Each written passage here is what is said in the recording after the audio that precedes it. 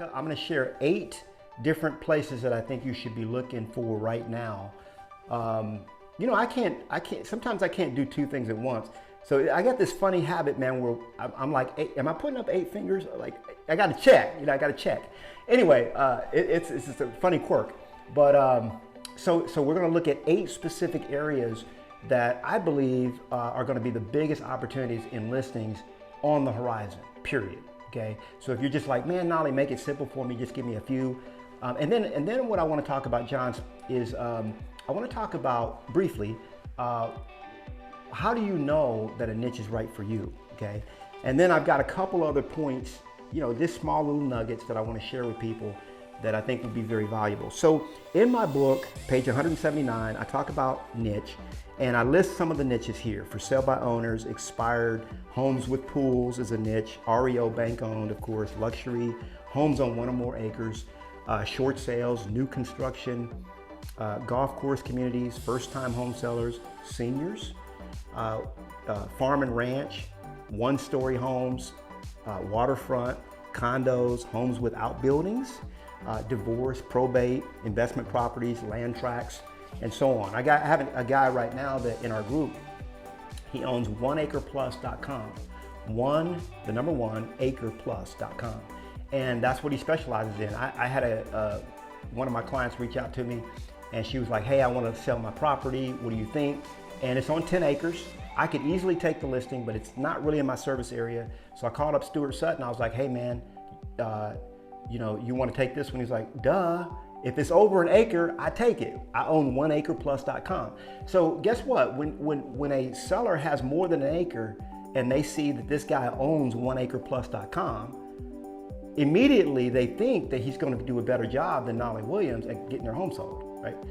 Even though it's not true, it's all the perception that he's created, but it's a great perception, and he's the one that people think about. There's another friend of mine that she owns Atlanta Church Ladies, one of those .com, and you know what they specialize in, John? They sell churches, man. That's what they do. They sell churches. And the funny thing about churches is when you have a church for sale, you don't want the congregation to know you're selling your church. So it's all pocket listings. Like they don't have a sign up. You know, you don't want to go to a church with a big for sale sign. You're like, man, I got to find me a new church, you know? So it's all but everybody, oh, I'm thinking about selling my church. Let's call, you know, Deidre's her name, and they call her. So don't think about that a niche could be, niches can be crazy, okay? But what I want to do, I want to share real quick, because I made a quick list of, I'm looking for my list right now, of 8 that I know are going to really kind of help you guys. So number 1, strategies, these are strategies and niches, is a trial listing. Okay, trial listing. Now, I know most people don't even know what I'm talking about. It's like trial listing. But I tried this one time. I actually learned it from a friend of mine. And I had this lady who was thinking about selling her house. Her mom had passed away, and so it was going to be a probate deal. But she wasn't quite sure, John. She was like, should I sell it or keep it in the family? I'm just not sure. I don't know what to do. I said, well, Vivian, why don't we just do a trial listing? She was like, what they always do, well, what's that? I said, well, you know, a trial listing is where we just try it out. We list it for 4 or 5 days. If it sells, good, cool. If it doesn't, we do something else. You know, at least that way we know what we're dealing with. Oh, I could do that. She said, that's just how she did it. Oh, I could do that. I said, okay, let's do it. So we did a trial listing. And truthfully, in today's market, I think if you have that strategy in your back pocket and you're talking to somebody and they're like, well, I'm not sure if I want to sell, I'm not sure where I'm going to go, whatever, then the trial listing is a good thing to have in your back pocket. Just to throw out, well, have you thought about doing a trial listing? Well, what's that? Well, we can list your house for 7 days, just 7 days. So now the way you do a trial listing is you go ahead and list it for the regular term, 6 months, whatever it is. And then in the special provisions, you just say, seller may terminate this listing at any time after whatever your trial listing is going to be. 7 days, 14 days, whatever it is. So that's 1. Number 2, pre-NODs. You know, we talked about this before. but there's a lot of people, I know there's a lot of companies that sell lists of people that have missed one payment. And you know, back in the short sale days, I think it was Chase or Bank of America, one of them did a study, and they found out, John, that if a person misses one mortgage payment, they're 50% likely to foreclose after one payment missed, okay? So that's when loss mitigation really started taking hold, because banks were like, look, when you missed one payment, it's a big flag. And so there's companies that will identify people that have missed one payment, and they'll provide you with their information. And you have to be strategic about how you call them. You can't be like, hey, I saw you missed a payment. Click. Well, what do you mean I missed a payment? They get hostile. So you have to pretend like you really don't know that they missed a payment, all that. There's a whole script around that. Number 3, old expireds. Old expired. So we all should dust off our expired hat, but go after expires from 2016, 2017, 2018. I know Land Voice has a real good, products. I think RedX does as well, where they basically will give you the old expireds from zip codes. And you could research these yourself, but it is like a nightmare trying to figure out, did they ever list? Did it ever sell off market? And they provide you with scrubbed, all the scrubbed leads for that. Because there's nothing more fun to me than calling somebody that was thinking about selling back in 2017, because it's non-threatening. Hey, you were thinking about selling in 2017. Have you considered what your home might be worth in today's hot market? Oh, well, I kind of have. What would it be worth? I talked to a guy actually in my neighborhood, and I said, man, have you just thought about what your home might be worth? Because he has the house for rent, and the renters moved out. I knew the renters, they're great people. He was like, when I sent him the numbers, man, you don't even want to know what he told me, because I can't say it. It's not G-rated. And guess what? When you say it that way, they always want to know, well, what is it worth? Hurry up and tell me. I'm like, oh, I got to look it up. Hold on a minute, I was like, man, have you considered what your home might be worth in today's hot market? That's the kind of question you want to ask about it. Now, number 4 is your sphere of influence. Everybody should be on the phone, reaching out to their SOI. How you doing? How's your family? Today in Texas is going back to school day. Kids going back to school. So these are all good opportunities to call people. Hey, if the kids are going back to school, how's it going, whatever. It's always going to come back, well, how are you doing? And you know what your question is, the way you answer that question is very important. Well, how are you doing? Oh, the market's hot. No, they don't want to hear any of that crap. When they ask you how you're doing, I say, the way I answer is, you know what? I'm doing okay, but I got a big problem. I got a real big problem right now. Oh, you know what? Since you asked, maybe you can help me with my problem. Well, Knolly, what's your problem? My problem is inventory. That's the problem I'm dealing with. I got a lot of people that want to move into different neighborhoods, but I don't have a house for them.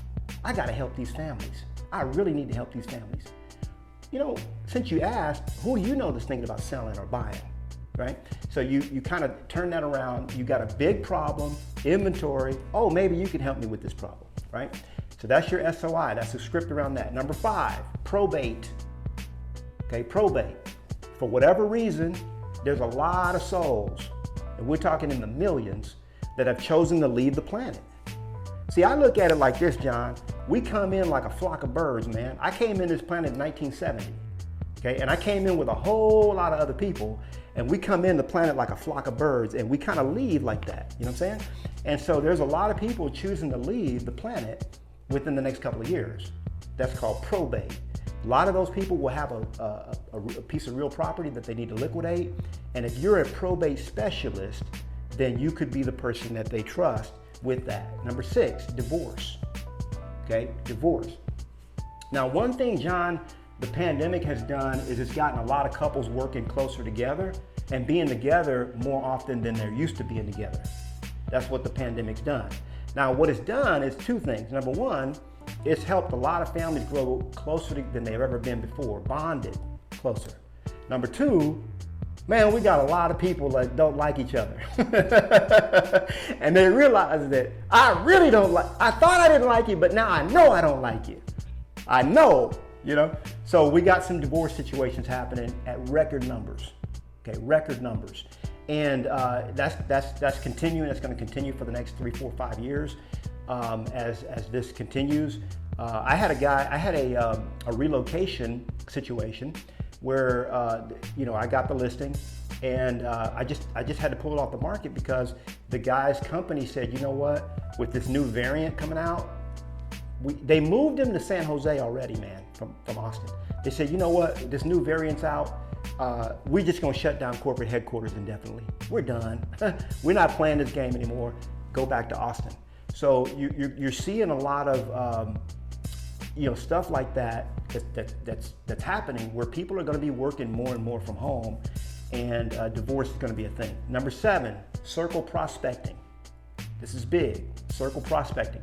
Now, what circle prospecting is, John, you already know, but for those listening that may not have that familiar with the term, I do go into great detail in my book about circle prospecting, the scripts and everything around it. But you sold a house in the neighborhood, you got it under contract, and then you go around to all the doors around that house, maybe 20, 30, 40 doors. You say, the house over on 101 Elm Street, I just sold that house. And we got 5 offers, and guess what? There's 4 families here and you have the contracts in your hand, right? Not the whole thing, maybe the first page or whatever. You don't show them to them, but you have them physically in your hand while you're prospecting this way. You say, I got 4 families right here. You show them. These are 4 families that wrote an offer on that house and were expecting to get it. Now, here's the first day of school. Their kids don't even have a place to live, right? Do you know anybody in the neighborhood that's been thinking about selling? Because I got to help these 4 families. See, that's a good reason to show up at somebody's door in that neighborhood. We call it circle prospecting. Now, number 8 is off the market listings, okay? Off the market listings. You're going to see a lot of this going on. It's the reason why last month I sold a lot that was $550,000 just for the lot, okay? It's a lakefront lot here in Austin, and it was off the market. So the guy, he put out the word that, hey, I'm thinking about selling, but man, I don't want to list or anything, but just in case anybody inquires, I got my property over here. I might consider selling it. So then the other guy in the neighborhood told someone else, the sister of the brother that came, like, hey, I want to buy your property. So they just brought me in to do all the paperwork and do everything, but it was a totally off the market situation. And those are really cool because you don't have to charge a full fee if you don't want to. You don't ever really have to technically list the property on MLS. You just handle all the details. It's like, and usually I'll tell them, John, you know what? I'll handle all the details for half my normal fee, for half my normal price. And I start moving my head like this.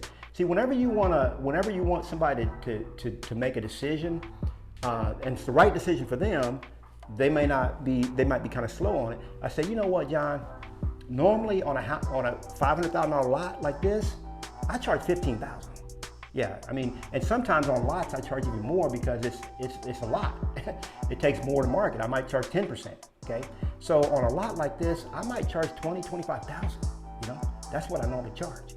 And then they got the deer in the headlights at that point, right? And I say, but for you, I don't mind. I'll go ahead and do the paperwork. I'll do it for $5,000. And then I start shaking my head like that. They're like, oh, you do it for $5,000? Yeah, I do it for $5,000. Yeah, it's $5,000. And then all I'm doing is drawing up the paperwork. Well, I don't even do that. I have my assistant draw up the paperwork. We put it into escrow, and then we show up at closing. That's easy. So off the market listings is number 8.